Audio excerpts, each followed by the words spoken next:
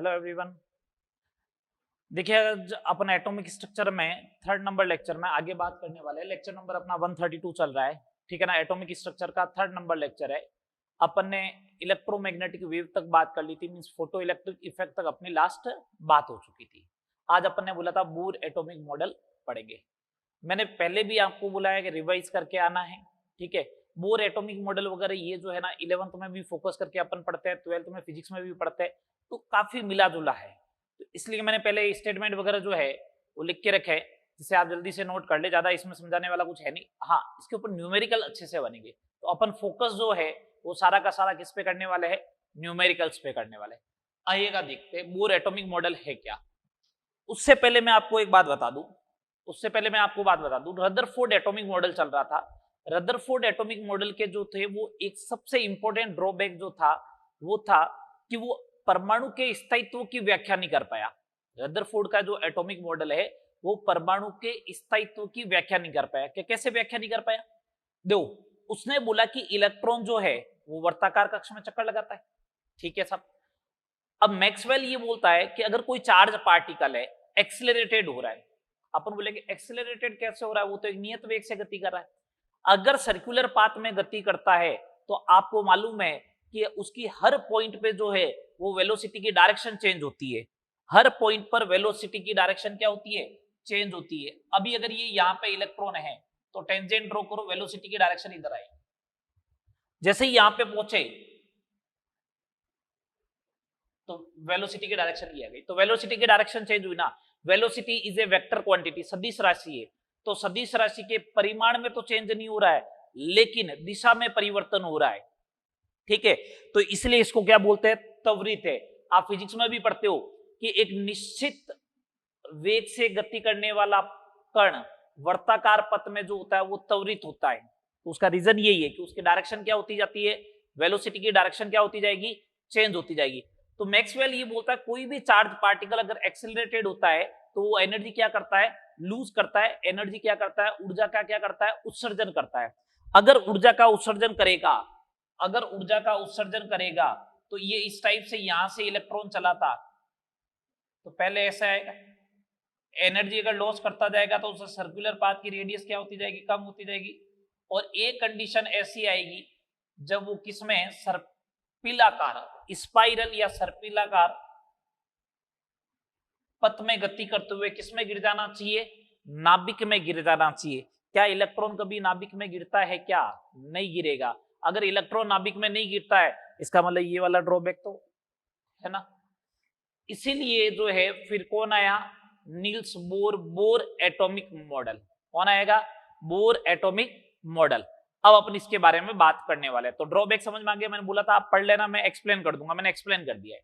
चलिए अब अपन बात करने वाले हैं बोर एटॉमिक मॉडल होता क्या है। क्या क्या बोला इसने बोला इलेक्ट्रॉन जो है जब भी वर्ताकार पथ में गति करता है तो उसकी त्रिज्या जो होगी वर्ताकार पथ की वो फिक्स होगी, और सेकंड नंबर उसकी एनर्जी भी फिक्स होगी। ऐसा नहीं कि उसकी एनर्जी कम हो जाएगी ना, एनर्जी फिक्स और वर्ताकार कक्ष की त्रिज्या, वर्ताकार पथ की त्रिज्या भी क्या, फिक्स।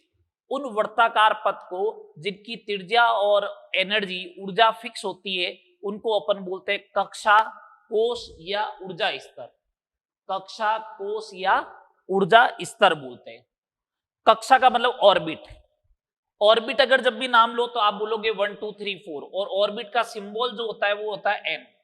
ऑर्बिट का सिंबल क्या होगा, n, small m, small n, ठीक है। ऑर्बिट बोलोगे तो 1 2 3 4। अगर सेल बोलते हो या कोश बोलते हो तो कोश बोलना पड़ेगा के एल एम एन, इस टाइप से। के से स्टार्ट करना है, के एल एम और एन। अब क्वेश्चन में क्या करता है वो घुमा फिरा के सीधा फोर्थ ऑर्बिट बोले तो आपको एन सीधा मालूम चल गया। अब वो आपको ऐसा बोलता है nth सेल है, तो nth सेल है तो के एल एम और एन, फोर्थ वाला सेल हो जाएगा।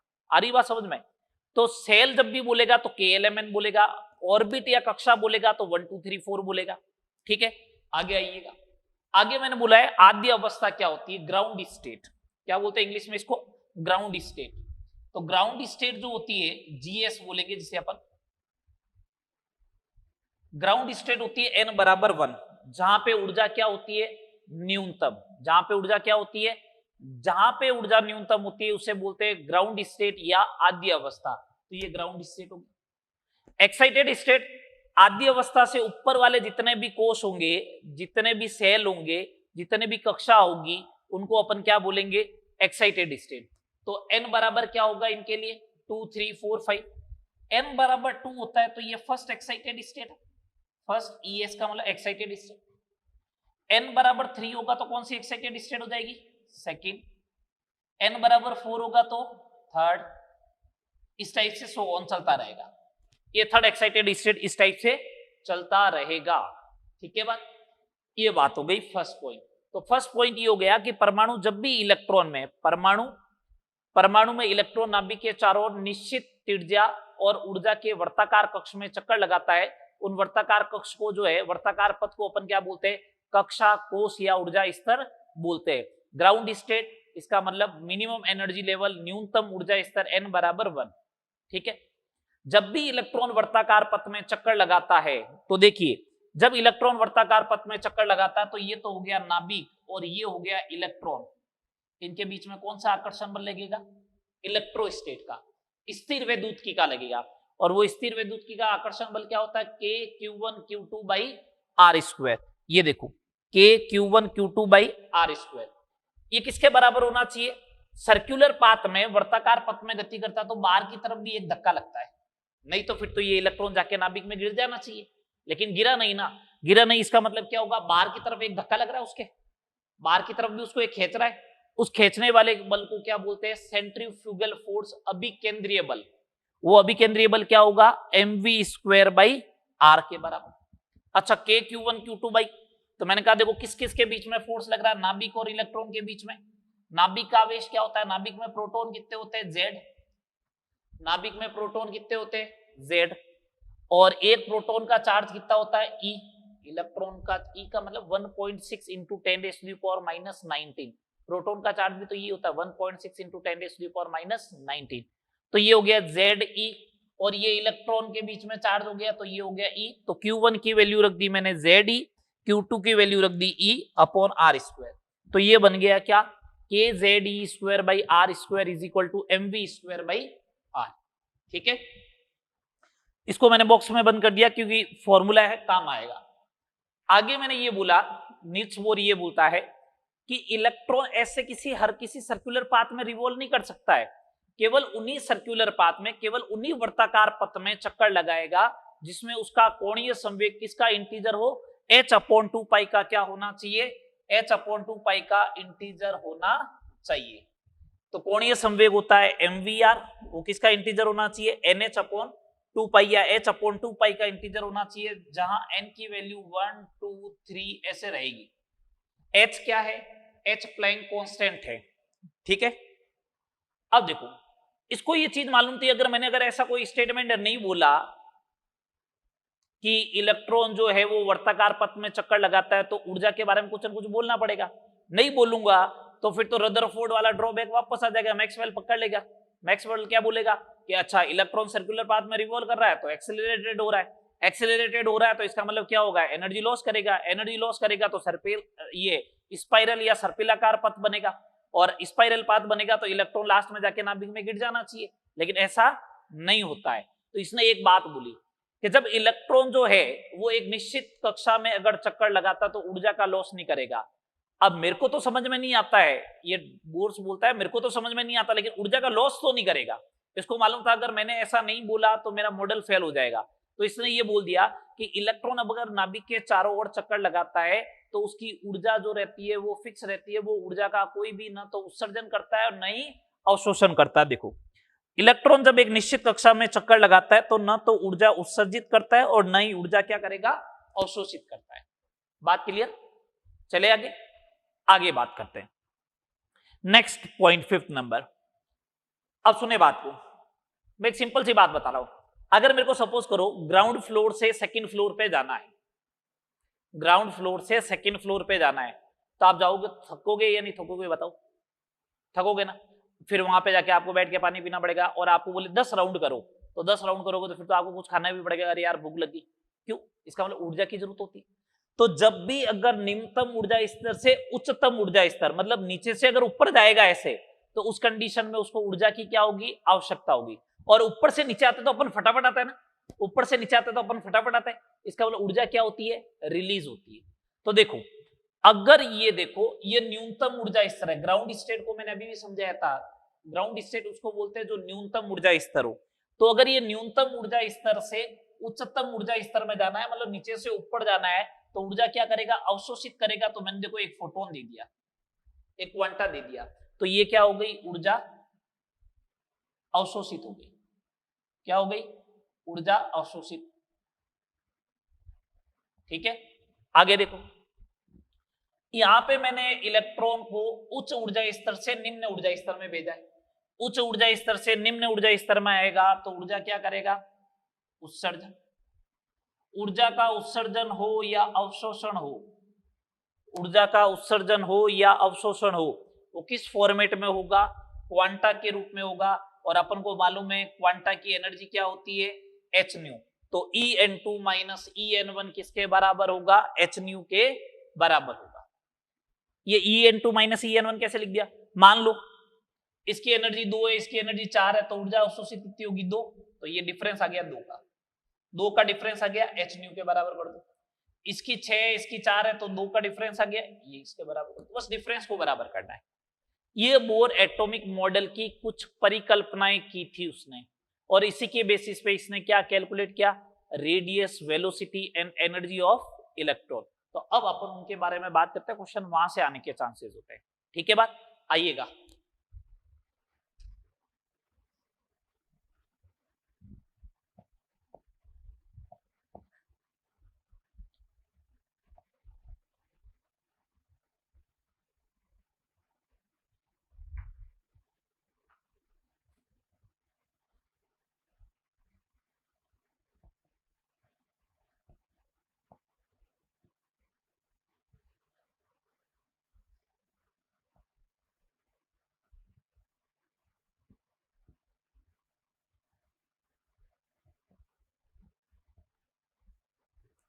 चलिए, सबसे पहले बात करते हैं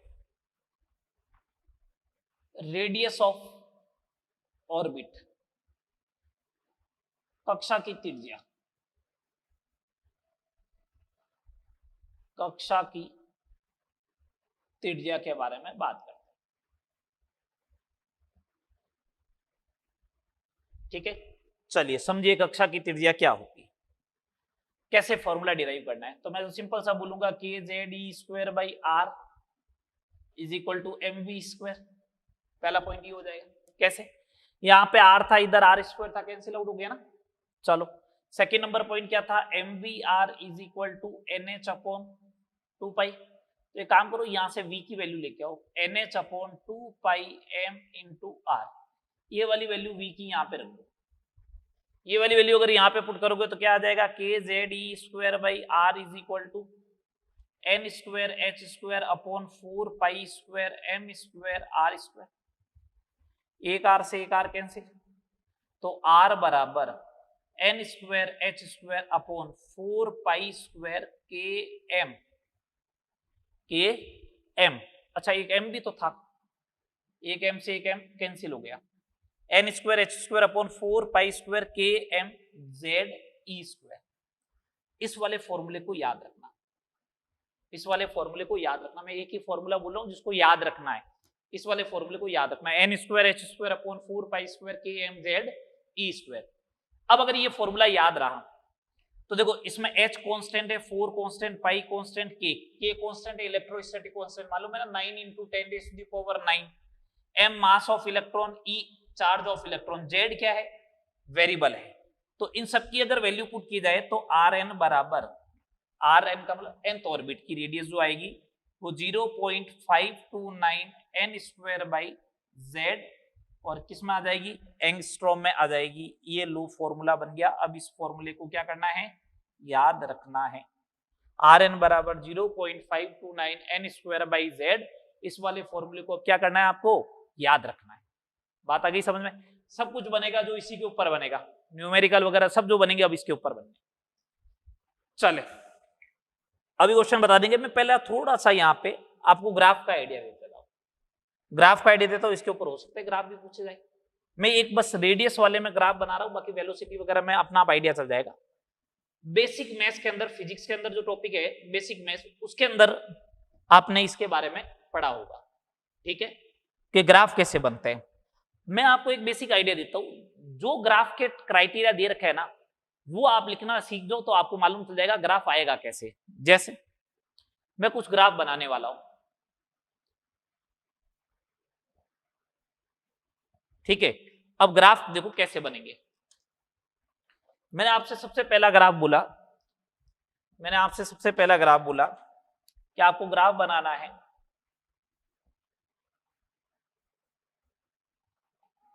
are N versus n square by z. तो आप इक्वेशन को सेट करो, इसकी जगह वाई रख दो, इसकी जगह ये वाई एक्सिस पे, एन स्क्वायर बाई जेड की जगह पूरा क्या रख दो, एक्स। तो इक्वेशन क्या बनेगी, वाई इज इक्वल टू, जैसे मैं लिख के दिख देता हूं, आपको लिख के देता हूं, r N is equal to 0.529 n square by z n. तो वाई एक्सिस पे कौन है, आर एन, तो इसको वाई मान लिया।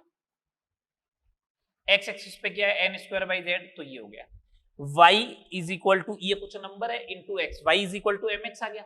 y equal to M x का ग्राफ कैसा बनता है, हमेशा ऐसा बनेगा।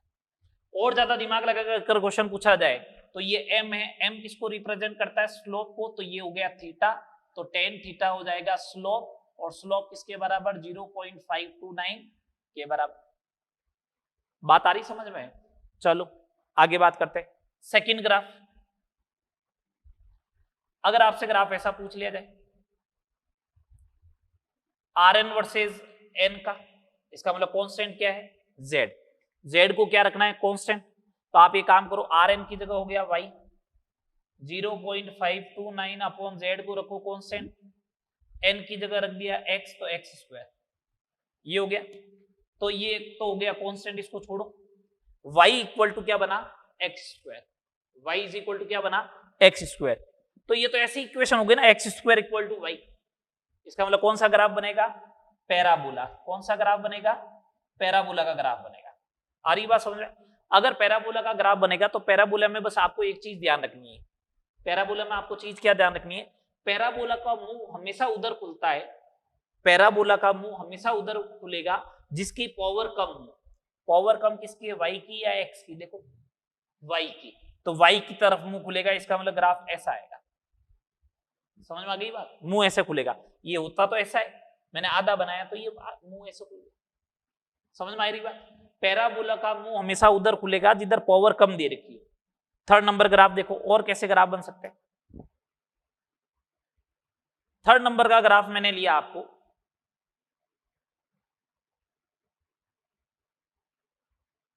Are N versus n square. तो अगर ऐसा ग्राफ आ गया तो are N is equal to होता है 0.529 अपॉन जेड, ये आ गया एन स्क्वायर। तो इस आर एन की जगह वाई मानना है, इस पूरे की जगह कुछ नंबर हो गया ये तो, और एन स्क्वायर की जगह एक्स, तो y is equal to M x. Y is equal to M x का ग्राफ ऐसा आएगा, ऐसा आएगा, तो ये थीटा बन गया, तो टेन थीटा स्लोप को रिप्रेजेंट करेगा, और इस बार स्लोप कितनी है, 0.529 बाई जेड। ठीक है, क्वेश्चन नंबर 4,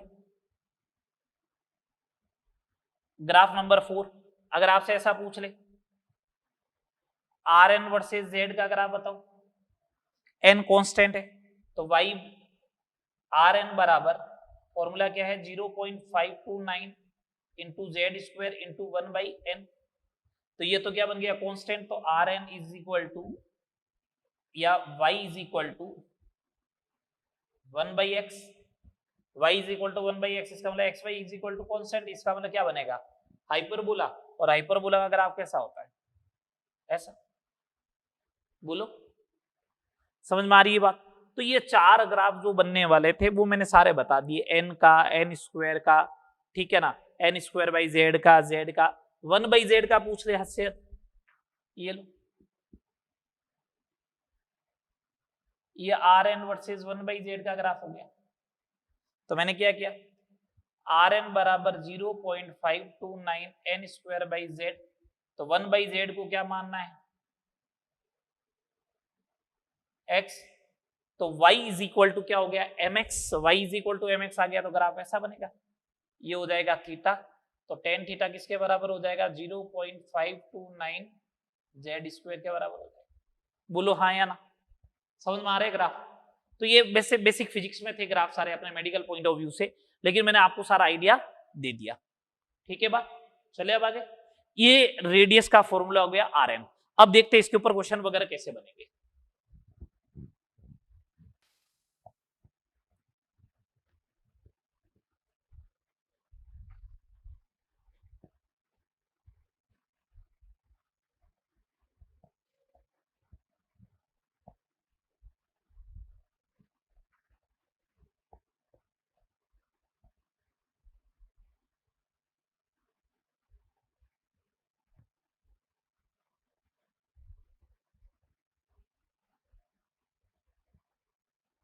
अब देखिए इसके ऊपर क्वेश्चन वगैरह कैसे बनेंगे। तो जैसे फर्स्ट नंबर क्वेश्चन देखते हैं, अगर आपसे ये पूछा जाए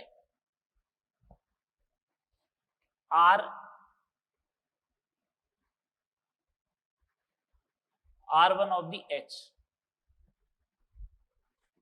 radius of first orbit of hydrogen atom, तो मैं सिंपल सा ये करूंगा, ये मेरे से अगर पूछा गया कि क्या होगा, तो मैंने जल्दी से आंसर दिया, r1 ऑफ द h जो होगा इसका मतलब n की वैल्यू 1 है और z की वैल्यू हाइड्रोजन के लिए क्या होगी 1, 0.529 n square by z, n की वैल्यू है 1, ये लो z की वैल्यू भी है 1, तो 0.529 एंगस्ट्रॉम हो जाएगा, ठीक है।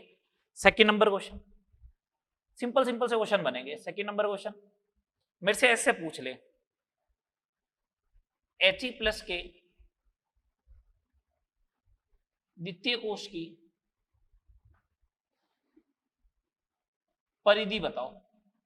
अब मैंने रेडियस का तो एक क्वेश्चन करा दिया, अब परिधि पूछ दिया, तो परिधि का मतलब क्या होता है 2πr, इसका मतलब कैलकुलेट तो आर ही करना है, इसका मतलब कैलकुलेट तो आर ही करना है। तो ये रेडियस हो गया सेकंड का, किसके लिए He प्लस का, मैं वैल्यू पुट कर रहा हूं 0.529 n स्क्वायर 2 का स्क्वायर, h की वैल्यू 2, ये आ गया 0.529 4/2, इसका मतलब हो जाएगा 2 हो गया, इसका मतलब हो जाएगा। अब अपन को सर्क्यूमफ्रेंस चाहिए, परिधि चाहिए,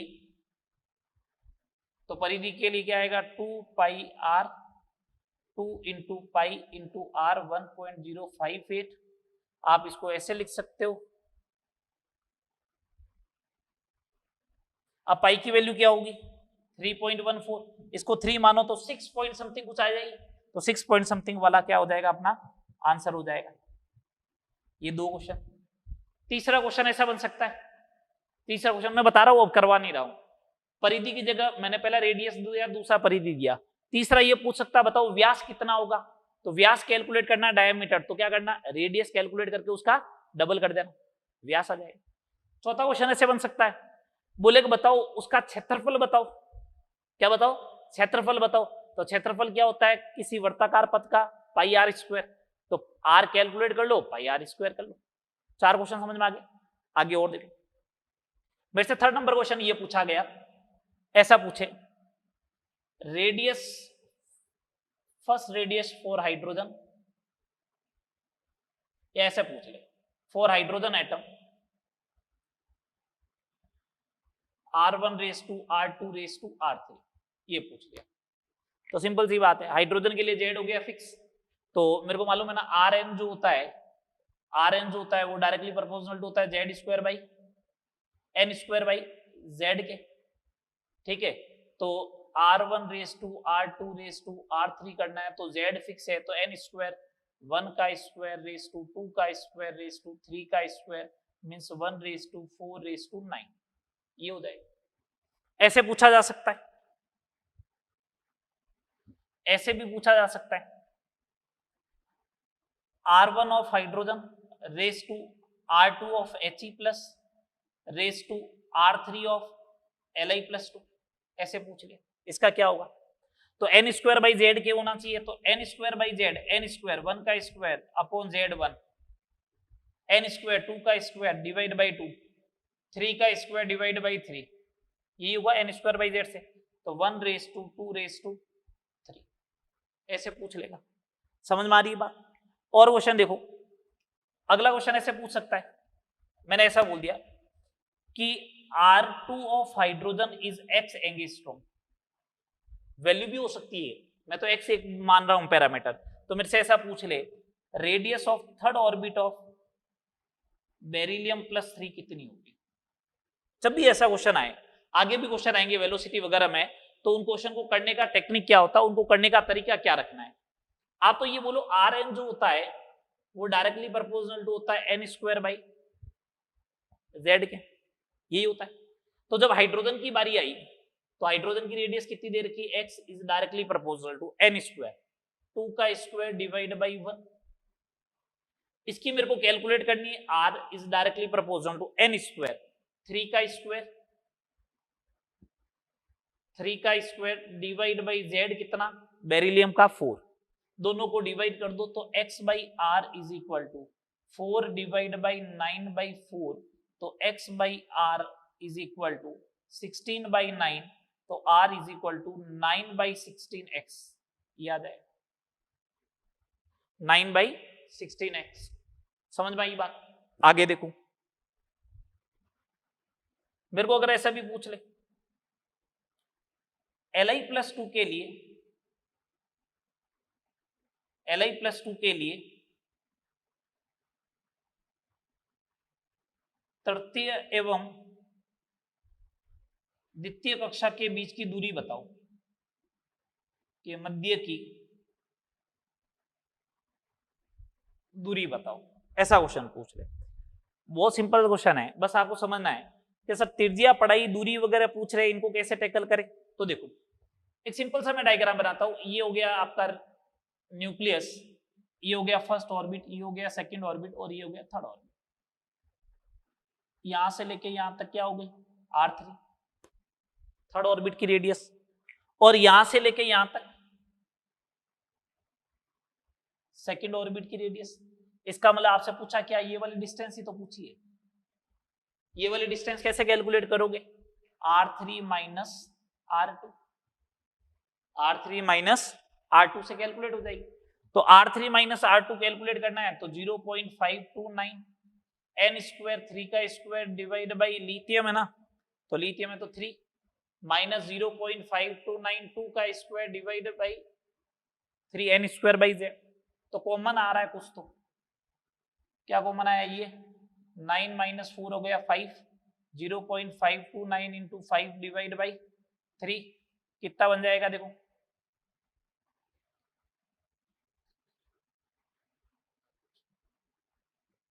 ये बनेगा। इसको अगर करना चाहते हो तो ये बन जाएगा 0.882 एंगस्ट्रॉम अप्रोक्सीमेट,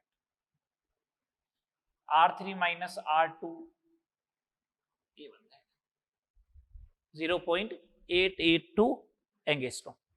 बात समझ में आई या नहीं आई, बोलो आ गया समझ में? अरे बोलो जल्दी, ठीक है बात, चले आगे। चलो क्वेश्चन ऐसे भी बन सकता है, मैं बता रहा हूं, क्वेश्चन ऐसे भी बन सकता है, वो आपको बोल दे हाइड्रोजन के लिए त्रिज्या का मान इतना है, कुछ वैल्यू दे देगा, बताओ उसके करस्पॉन्डिंग सेल कौन सा होगा। तो आप क्या करना, ये रख देना 0.529 n² बाई z, z की वैल्यू हो जाएगी 1, तो आपके पास क्या आएगा, n² बराबर कुछ आएगा। तो n² बराबर कुछ आए तो आपको रफली आइडिया ले लेना कि n² की वैल्यू क्या आ रही है। जैसे 17 आई है तो कोई बात नहीं, 17 के आसपास बन रही है ना, तो n² 17 बनेगा, तो n बराबर क्या बनेगा, 4 पॉइंट समथिंग बनेगा, तो 4 पॉइंट समथिंग तो बनना नहीं है, तो क्या बनेगा, वो 4 बनेगा। आ रही बात समझ में? चलो यहां तक 6 क्वेश्चन मैंने करवा दिए, अब आगे बात करते हैं वेलोसिटी की।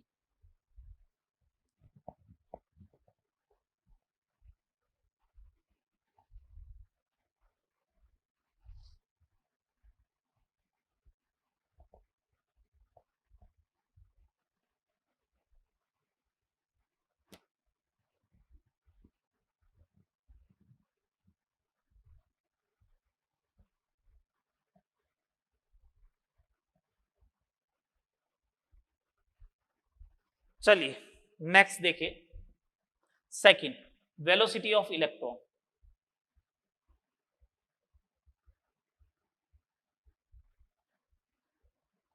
इलेक्ट्रॉन के वेग की गणना।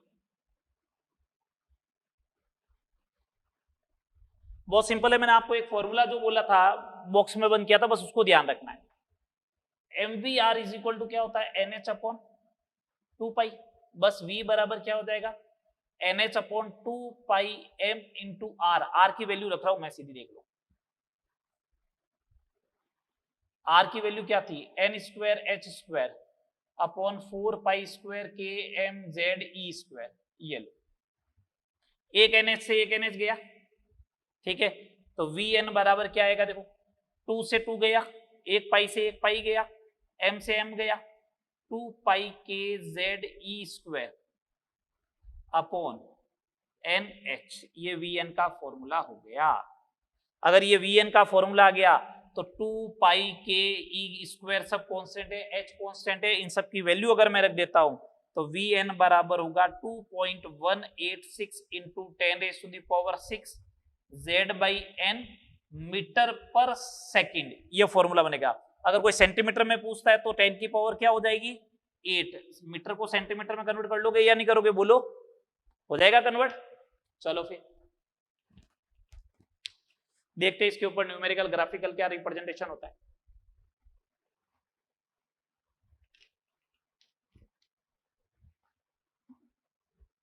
देखिए आगे इससे रिलेटेड ग्राफ देख लेते पहले फटाफट, और उसके बाद अपन इससे रिलेटेड न्यूमेरिकल्स की बात करेंगे। ग्राफ में पहला ग्राफ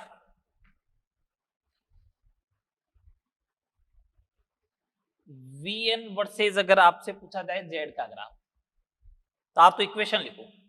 Vn बराबर क्या है, 2.186 इंटू 10⁻⁶ Z बाई n। तो ये तो हो गया अपने लिए क्या, y, और ये हो गया x, तो y is equal to mx की इक्वेशन बन गई। y is equal to mx की इक्वेशन बनी, इसका मतलब ये बन गया, ये बन गया थीटा। तो tan थीटा बराबर क्या हो जाएगा, 2.186 इंटू 10⁻⁶ डिवाइड बाई n। ठीक है बात। सेकंड,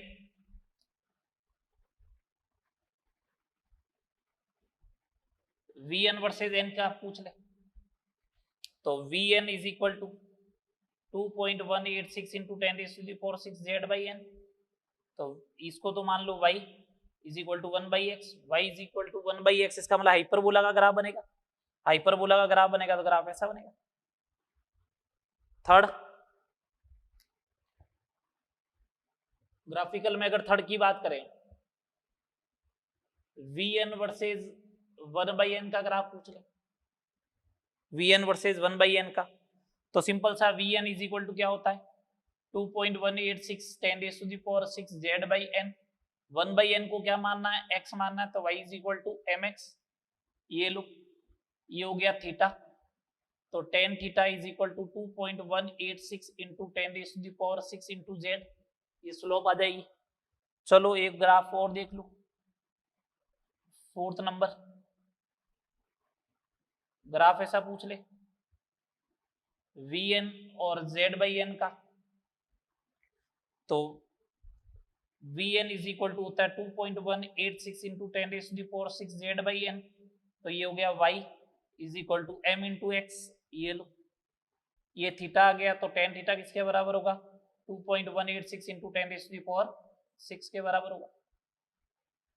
ये सारे ग्राफिकल्स बात हो गई, बात क्लियर। चलो अब अपन बात करते हैं इसके रिलेटेड न्यूमेरिकल्स की। 6 प्रॉब्लम मैं पहले आपको करवा चुका हूं रेडियस के, ठीक है। क्वेश्चन नंबर 7, क्वेश्चन नंबर 7 देखो, क्वेश्चन नंबर 7 क्या है, मैंने आपसे सिंपल सा ये पूछा, V1 ऑफ द H क्या होगा, V1 ऑफ द H। तो ये अगर पूछा तो आप तो कहा एक काम करो ना, V1 ऑफ द H पूछा तो ZB1 और NB1, तो 2.186 इंटू 10⁻⁶ मीटर पर सेकंड हो जाएगा। ये जो वैल्यू आएगी ना 2.186 इंटू 10⁻⁶ मीटर पर सेकंड, ये वेलोसिटी ऑफ लाइट का जो है ना, ये वेलोसिटी ऑफ लाइट का क्या है, 1/, ये वेलोसिटी ऑफ लाइट का 137वां भाग है, C/137 होगा। तो सीधा क्वेश्चन पूछ लेता है V1 ऐसा पूछेगा c divide by velocity of electron in first orbit of hydrogen, तो c बटा v1 जो आएगा वो किसके बराबर आएगा 137 के, या v1 जो आएगा वो c बटा 137 के हाइड्रोजन के लिए। Second number question, question number 8 सीधा ऐसा पूछ ले V2 ऑफ Li+2 कितना होगा।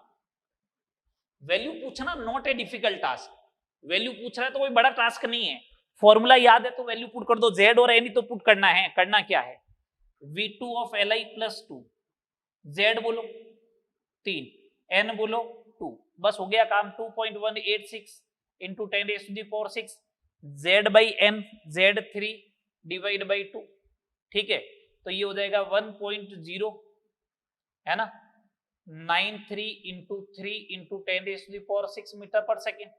इसे अगर और सोल्व करना चाहते हो आगे तो ये हो जाएगा 927 3 इंटू 10⁶ मीटर पर सेकेंड। ये आगे देखो,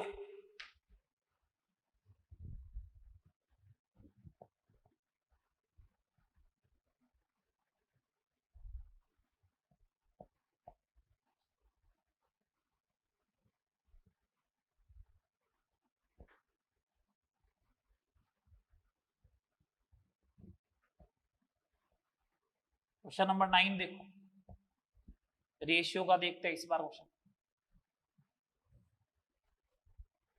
इस बार क्वेश्चन दिया मैंने क्वेश्चन नंबर 9 के फॉर्मेट में आपको इस टाइप से, क्या V1 of H raise to V1 of He plus raise to V1 of Li+, इसका रेशियो क्या हो। मैं कहा Z बाई N चाहिए, N तो सबके लिए सेम ही है, तो V is directly proportional to Z, तो 1:2:3 ये आ गया। अगला क्वेश्चन, सिंपल सिंपल से क्वेश्चन बनेंगे। यहां इसका टास्क क्या बना, इसको कैसे सॉल्व किया मैंने, V is directly proportional to Z by N, तो N तो हो गया कांस्टेंट, तो V is directly proportional to Z, V3 of the V1 of the H, V2 of the He plus V3 of the Li+2, ठीक है, तो ये पूछा है। तो Z बाई N, Z कितना 1, N कितना 1, Z कितना 2, N कितना 2, Z कितना 3, N कितना 3, क्या आएगा 1:1:1, ये बन गया। उल्टा अब देखें, उल्टा क्वेश्चन कैसे बन सकता है, ऐसे बन सकता है V3 of the H raise to V2 of the He+2 raise to V1 of the Li+2, ये पूछ लिया। Z बाई N लगाना है, तो Z कितना 1 divide by N3, 2 divide by 2, और ये 1 पूछा है Z 3 डिवाइड बाई 1, ठीक है। एलसीएम कितना आ जाएगा, 3 आ जाएगा कि 6 आएगा, 6 आएगा, 6 आएगा तो ये तो हो जाएगा 2, ये हो जाएगा 6, और ये 6 आएगा तो कितना हो जाएगा 18, सही लिखा है क्या मैंने, एलसीएम लिया 6 तो ये हो जाएगा 2, ये हो जाएगा 6, और ये हो जाएगा 18, सही है। 2⁶6⁰18, इसका मतलब 1:3⁰9, 1:3⁹9, इस टाइप से बन जाएगा। समझ में आई बात। एक वो एक्स वाला क्वेश्चन कर लेते हैं। जैसे अगर मेरे को ऐसा पूछा जाए कि velocity of third orbit in He+2 is x metre per second, then velocity in third orbit of या सेकेंड ऑर्बिट ऑफ B+3, ऐसा पूछ लिया तो कोई बात नहीं। अगर ये ऐसा क्वेश्चन पूछा जाए तो इसको सोल्व करने का तरीका ये रहेगा, वेलोसिटी क्या दे रखी है x is directly proportional to Z by N, Z कितना 2, N कितना 3, ये कैलकुलेट करनी है। Z कितना 4 डिवाइड बाई 2, ये कितना हो जाएगा 2 के बराबर, तो x by v is equal to 2/3 divide by 2, x by v is equal to 2/6 1/3, तो v is equal to 3x, v is equal to 3x, ये आ जाएगा। ठीक है बात, 2 पॉइंट हो गए। Third number point, third number point से एक क्वेश्चन और करवाता हूं। ये न्यू जो है ना, ये इलेक्ट्रॉन के चक्कर की आवृत्ति है, इलेक्ट्रोमैग्नेटिक वेव की नहीं है। इलेक्ट्रॉन के चक्कर की आवृत्ति का मतलब 1 सेकंड में इलेक्ट्रॉन कितना चक्कर लगाता है ना। और टी जो है यहाँ पे वो इलेक्ट्रॉन का आवर्तकाल है, मतलब एक चक्कर लगाने में उसको कितना टाइम लगेगा, उसका आवर्तकाल है। तो मेरे को अगर ऐसे क्वेश्चन बना के दे दिया जाए, मैं एक न्यू का बता रहा हूं, new 2 of He, new 3 of He plus two new 2 of Li plus 2, ये पूछा। सर ये तो पढ़ाया ही नहीं अभी तक, पढ़ा दिया आपको, आइडिया नहीं चला है। फ्रीक्वेंसी कैलकुलेट करनी है, आवर्ती। तो आवर्ती तो मेरे को मालूम है ना कि आवर्ती जो होती है वो टाइम पीरियड का क्या होती है, इनवर्स होती है आवर्तकाल का व्युत्क्रम।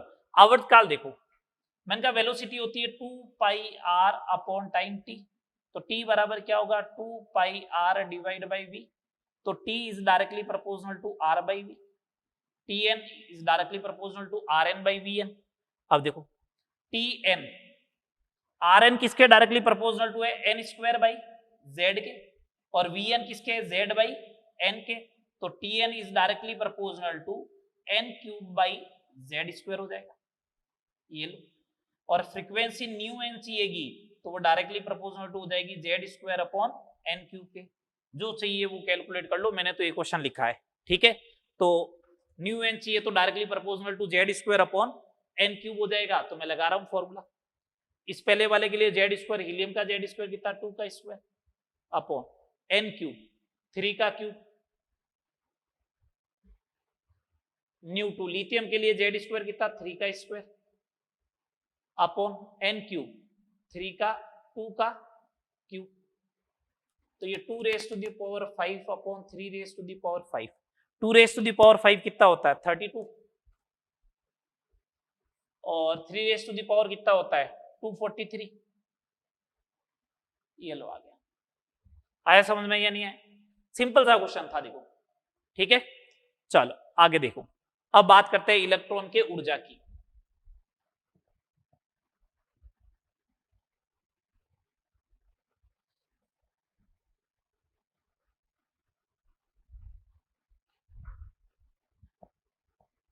इलेक्ट्रॉन के ऊर्जा की बात करते हैं।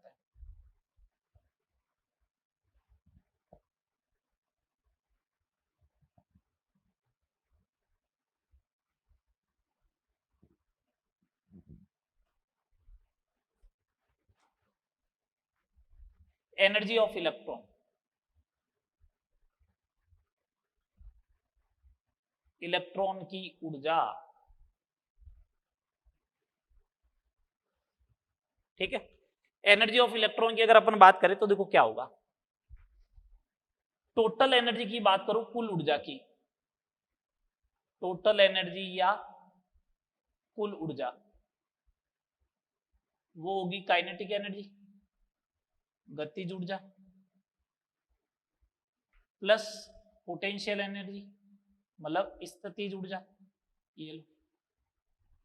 टोटल एनर्जी जो होगी वो kinetic energy plus potential energy के बराबर होगी। मैंने कहा ठीक है साहब, टोटल एनर्जी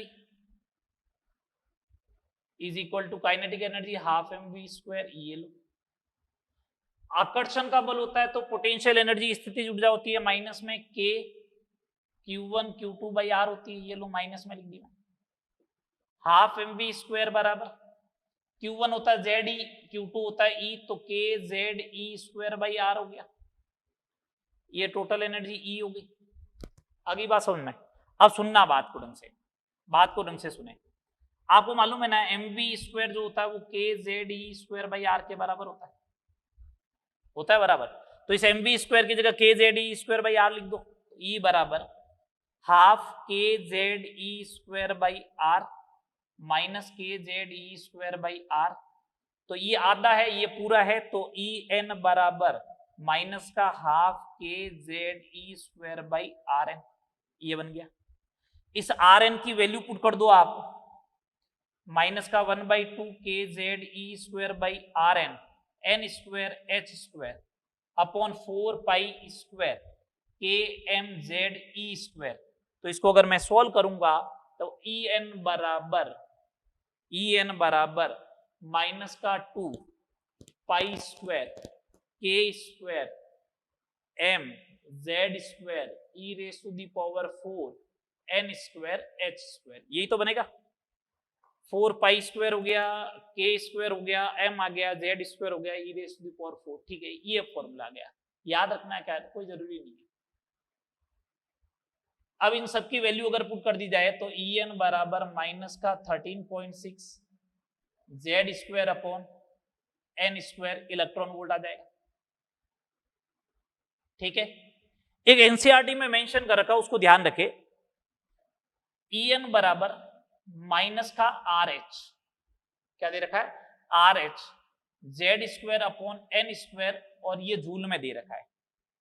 इसको आपको थोड़ा ध्यान रखना है। इसको पिछले साल जेई में क्वेश्चन पूछ लिया गया था, तो अपन को भी थोड़ा ध्यान रखना है। बाकी अपन तो काम में तो इसको लेंगे मोस्ट ऑफ दी केस में। इसमें आर एच क्या हो गया, आर एच एक आगे रिडबर्ग कांस्टेंट आएगा, वो अलग है। ये आर एच, ये भी रिडबर्ग कांस्टेंट है, लेकिन ये भी अलग है। ये रिडबर्ग कांस्टेंट है। ये एक्चुअल में हुआ क्या, 13.6 को मैंने जूल में कन्वर्ट किया ना, तो 1.6 इंटू 10⁻⁻19 जूल, ये मल्टीप्लाई लग गया आगे, ये मल्टीप्लाई लग गया। तो जब ये मल्टीप्लाई लगा ना, तो ये हो गया लगभग देखो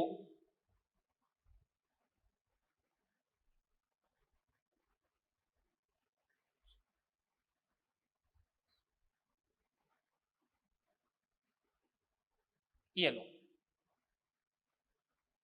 ये आर एच की वैल्यू। ठीक है, मैंने मल्टीप्लाई करके लिखा है, याद रखने की जरूरत ही नहीं, इसलिए मैंने भी याद नहीं रखा। आपको मल्टीप्लाई करके लिखना है बस। इसके टर्म्स में कभी पूछ ले तो आपको ध्यान रखना है बस। ठीक है, जब जूल में पूछेगा तो वो आर एच के बराबर बन जाएगा। बात ओके, ई एन आ गया समझ में, ये आ गया ओवरऑल। अब बात समझे थोड़ा, ये फॉर्मूला याद रखे अपने काम का, तो ये वाला फॉर्मूला है, ये वाला। अपन सारे क्वेश्चन इसी से करेंगे। तो एनर्जी बराबर क्या हो गया, टोटल एनर्जी माइनस का 13.6 Z square upon N square electron volt. एक बात समझे, इधर मेरे पास काइनेटिक एनर्जी जो थी वो थी half m v square, potential energy थी वो थी माइनस का k z e square by r, और टोटल एनर्जी आ गई माइनस का half k z e square by r. तो इसका मतलब एक चीज बोलूं यहां से, एक चीज बोलूं यहां से कि टोटल एनर्जी जो है वो पोटेंशियल एनर्जी का आधा है, और साइन सेम, सही बात। अब ये k z e square by r की जगह एम वी स्क्वायर रखोगे तो ये हाफ एम वी स्क्वायर आ गया। तो टोटल एनर्जी जो है वो काइनेटिक एनर्जी के बराबर तो होगी, लेकिन साइन में कैसी होगी, अपोजिट। ये लो, आई बात समझ में। थर्ड नंबर, जब ये टोटल एनर्जी बराबर है, तो इसका मतलब ऐसा बोल दूं काइनेटिक एनर्जी भी पोटेंशियल एनर्जी का आधा तो होगी, लेकिन साइन में कैसा, अपोजिट। ये तीन रिलेशन ये भी ध्यान रखने हैं बस। अब अपन इनके ऊपर न्यूमेरिकल्स की बात करने वाले हैं। ठीक है, अब अपन इनके ऊपर न्यूमेरिकल्स की बात स्टार्ट करते हैं। क्वेश्चन नंबर 14, अगर जैसे सपोज करो, पहला क्वेश्चन ये है, इन ए हाइपोथेटिकल एटम, एक काल्पनिक परमाणु में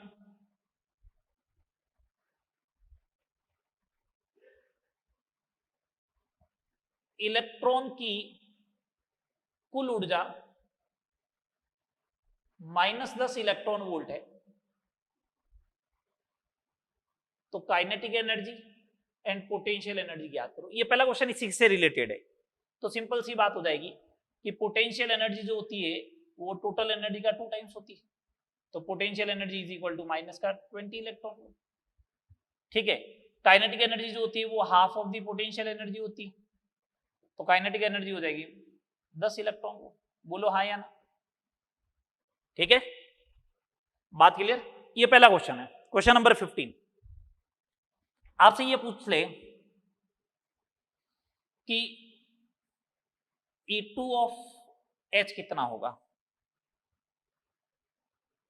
तो अपन कहेंगे बहुत सिंपल सा है, n की वैल्यू 2, H की वैल्यू 1 है, n की वैल्यू 2 है, Z की वैल्यू 1 है, तो En बराबर माइनस का 13.6 Z square upon N square, तो तो -13.6 Z1 n का स्क्वायर 2, तो माइनस का 3.4 इलेक्ट्रॉन कितना आ जाएगा, माइनस का 3.4 इलेक्ट्रॉन वोल्ट। आगे देखो,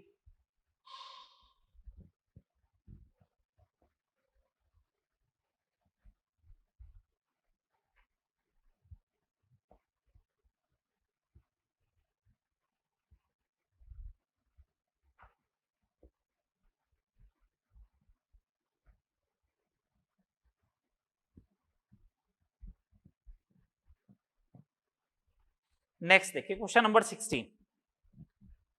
मेरे से अगर ऐसा पूछ ले, फॉर हाइड्रोजन एटम, हाइड्रोजन परमाणु के लिए E1 raise to E2 race to E3, तो अपन को तो मालूम है कि En जो होता है वो डायरेक्टली प्रोपोर्शनल टू होता है Z अपॉन n स्क्वायर। तो इसका मतलब 1/1 का स्क्वायर, 1/2 का स्क्वायर, 1/3 का square, 1 raise to 1/4 raise to 1/9, ऐसा आ जाएगा। ऐसा पूछ सकता है, क्या पूछ सकता है, ऐसा पूछ सकता है कि E1 of the hydrogen raise to E1 of the E2 of the He plus raise to E3 of the Li plus 2।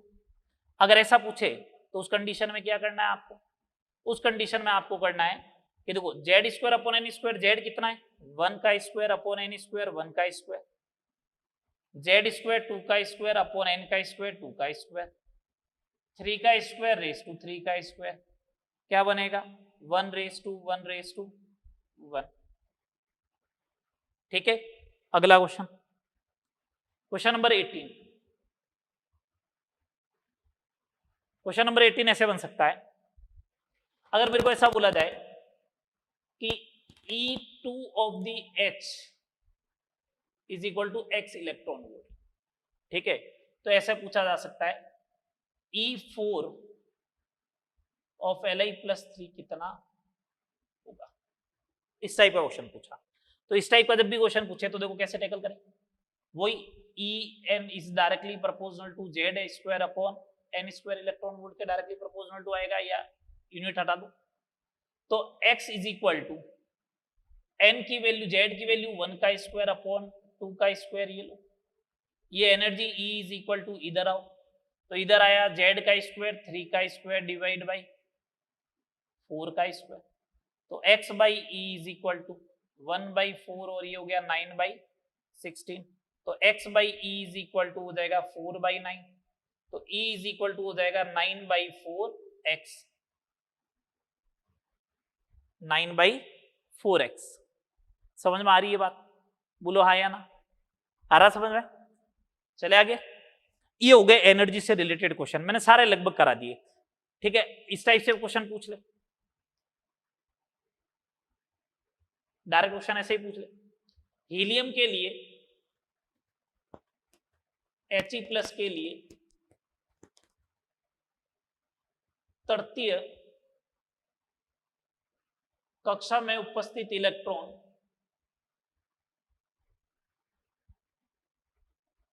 की स्थितिज ऊर्जा ज्ञात करो। तो कोई बात नहीं, अपना तो काम है टोटल एनर्जी कैलकुलेट करना। तो En बराबर हो गया, En बराबर हो गया माइनस का 13.6 Z square upon N square electron, minus 13.6 Z square 2 का स्क्वायर एन का स्क्वायर 3 का स्क्वायर, ठीक है। तो ये हो जाएगा माइनस का 1.51 इंटू 4, माइनस का 4 सॉरी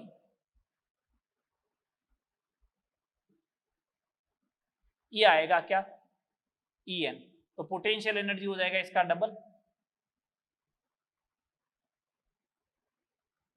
माइनस का 12.08 इलेक्ट्रॉन वोल्ट, ये टोटल एनर्जी हो जाएगी। बात आई समझ में, ये 19 क्वेश्चन करवा दिए। और देखो थोड़े एनर्जी से रिलेटेड 2-1 टर्म्स और बता रहा हूं मैं, 3-1 टर्म्स।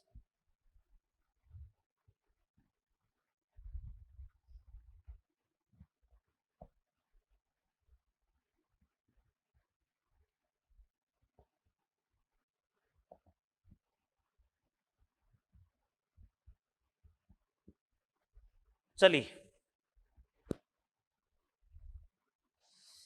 एक तो है आयनन ऊर्जा,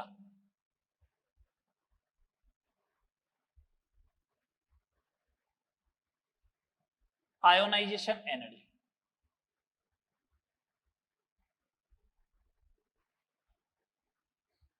होती क्या है वो समझ ले जल्दी से, मैं फॉर्मूला ली। अगर ये एटम है, ये ग्राउंड स्टेट है, ये सेकंड स्टेट है, ये थर्ड स्टेट है, ये फोर्थ स्टेट है, डैश डैश डैश, ये n इक्वल टू इंफिनिटी है। तो इलेक्ट्रॉन को ग्राउंड स्टेट से इंफिनिटी तक पहुंचाने के लिए इलेक्ट्रॉन को ग्राउंड स्टेट में जो इलेक्ट्रॉन है, बेसिकली ग्राउंड स्टेट के लिए डिफाइन है, ग्राउंड स्टेट में जो इलेक्ट्रॉन है उसको कहां पे पहुंचाने के लिए, अनंत पर पहुंचाने के लिए जो आवश्यक ऊर्जा है उसी को क्या बोलते हैं, आयोनाइजेशन एनर्जी। तो I E is equal to E infinity minus E one, ये हो गया फिर। तो आई ई बराबर इंफिनिटी पर एनर्जी कितनी होती है, 0, माइनस माइनस का 13.6 जेड स्क्वायर, एन स्क्वायर की वैल्यू तो 1 होगी। Ionisation energy is equal to 13.6 Z square electron volt, ये बन गया इसका आयोनाइजेशन एनर्जी का फॉर्मूला। अगर मेरे को ऐसा पूछ ले फॉर हाइड्रोजन एटम, मेरे को किसके लिए पूछा, for hydrogen atom ionisation energy कितनी होगी, तो मैं सिंपल सा बोलूंगा 13.6 इलेक्ट्रॉन वोल्ट। मेरे से पूछे He प्लस आयन, तो मैं आयोनाइजेशन एनर्जी बोलूंगा 13.6 इंटू 4, तो 54.4 इलेक्ट्रॉन वोल्ट। और अगर मेरे से पूछे Li प्लस 2 आयन है, उसके लिए कितनी होगी आयोनाइजेशन एनर्जी, तो मैं बोलूंगा 13.6 इंटू 9, तो ये हो जाएगा कितना, 122.4 इलेक्ट्रॉन वोल्ट। हो गई बात, समझ में आएगी। ये होती है आयनन ऊर्जा। एक होती है आयनन ऊर्जा के आगे देखो, एक होती है पृथक्करण ऊर्जा।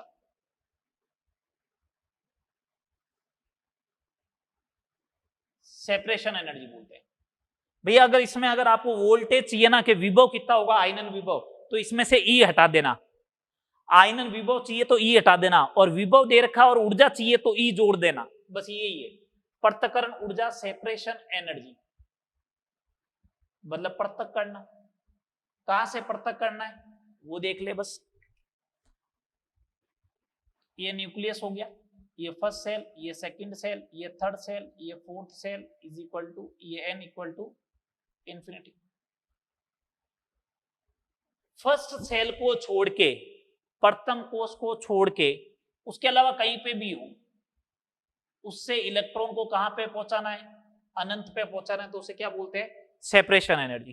तो सेपरेशन एनर्जी हो जाएगी E infinity minus E n, n is not equal to 1। अगर n इक्वल टू 1 हुआ तो क्या हो जाएगा, आयनन ऊर्जा बन जाएगी। n बराबर 1 होती तो क्या बन जाएगा, आयनन ऊर्जा।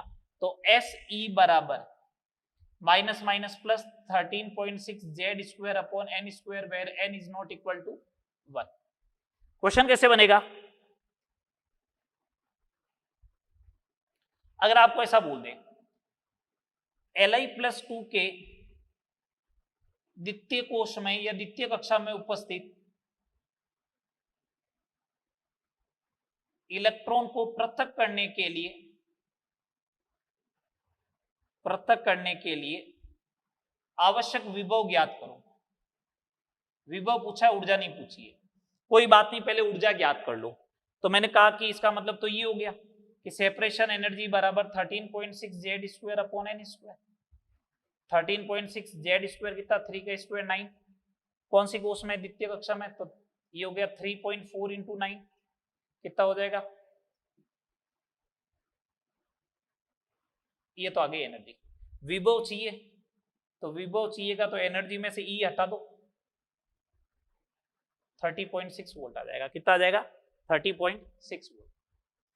अब आती है लास्ट टाइप की एनर्जी, जिसे अपन बोलते हैं उत्तेजन ऊर्जा, एक्साइटेशन एनर्जी।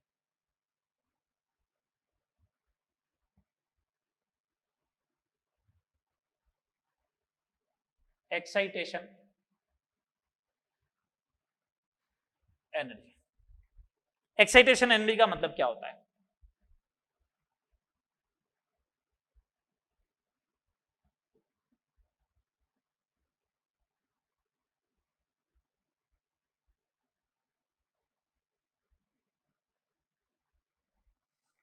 इलेक्ट्रॉन को ग्राउंड स्टेट से भेजना कहां से, ग्राउंड स्टेट से। ये अगर गया तो इसको बोलेंगे first excitation energy, first excitation energy.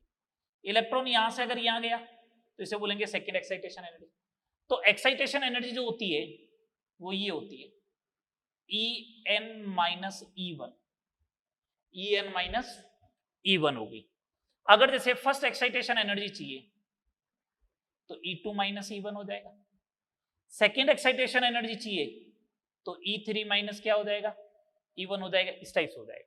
जैसे क्वेश्चन देख ले, अगर आपको ऐसा पूछे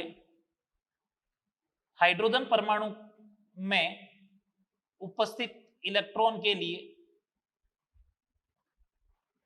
तृतीय उत्तेजन ऊर्जा का मान ज्ञात करो।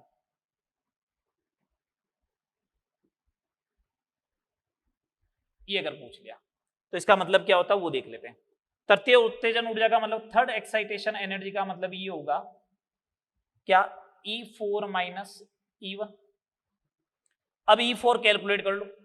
हाइड्रोजन के पहले सेल में होती है माइनस 13.6, 3.4 माइनस का 1.51, 0.85। तो ये तो हो गई माइनस का 0.85 माइनस माइनस का 13.6, तो माइनस माइनस हो गया प्लस 13.6 माइनस 0.85 इलेक्ट्रॉन वोल्ट। तो ये हो जाएगा 5, इधर बच गया 7 और ये हो जाएगा 12.75 इलेक्ट्रॉन वोल्ट। वोल्टेज चाहिएगा तो हो जाएगा 12.75 वोल्ट।